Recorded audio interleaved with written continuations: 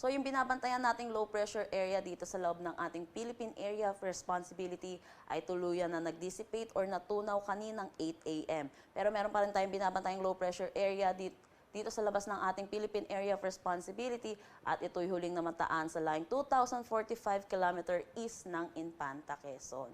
Maaari itong pumasok ng ating PAR within this weekend at hindi natin inaalis ang posibilidad na ito'y maging isang ganap na bagyo. Makikita natin dito sa satellite imagery, yung trough or extension nito ay umaabot dito sa Visayas at Mindanao. Kaya't asahan natin dito sa Central Visayas, Eastern Visayas, pati na rin sa Caraga na magiging maulap ang kanilang panahon na may kasamang kalat-kalat na pag-ulan. Samantala, yung southwest monsoon naman natin or hanging habagat ay nakakaapekto dito sa western section ng Southern Luzon at Visayas. Kaya asahan natin dito sa nalalabing bahagi ng Visayas, pati na rin sa Palawan, na magiging maulap din ang kanilang panahon na may kasamang kalat-kalat na pag-ulan.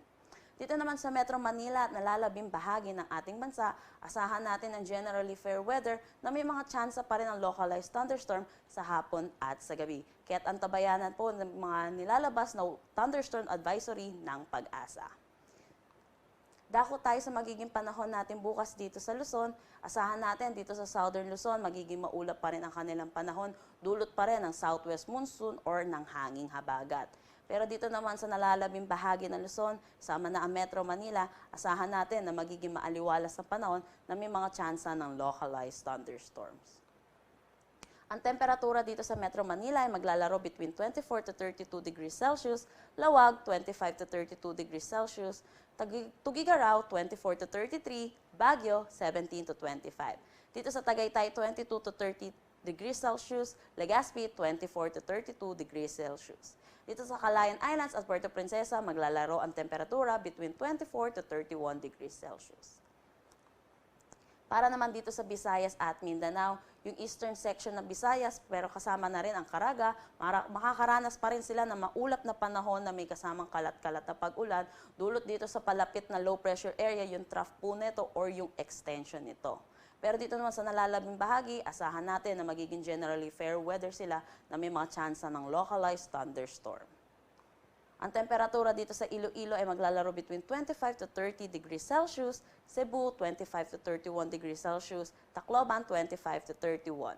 Dito sa Zamboanga 25 to 32, Cagayan de Oro 24 to 32 at Davao 25 to 31.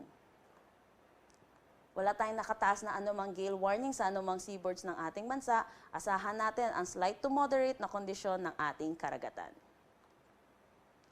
Para naman dito sa 3-day weather outlook sa mga piling syudad sa ating bansa, sa Metro Manila, Baguio, Legazpi at Davao, asahan natin sa 3 araw na yon ay magiging maaliwalas ang kanilang panahon na may mga tsansa ng localized thunderstorms. Liban na lang dito sa Metro Cebu na makakaranas sila sa 2 araw, Saturday and Sunday, na maulap na panahon na may kasamang kalat-kalat na pag-ulan, dulot pa rin ng southwest monsoon. Pero pagdating ng Monday ay asahan natin improving na ang kanilang weather at makakaranas na sila ng maaliwalas na panahon. Dito sa Metro Manila, maglalarong temperatura between 24 to 32 degrees Celsius, Baguio 17 to 25, Legazpi 24 to 32, Metro Cebu 25 to 33, at Metro Davao 24 to 34.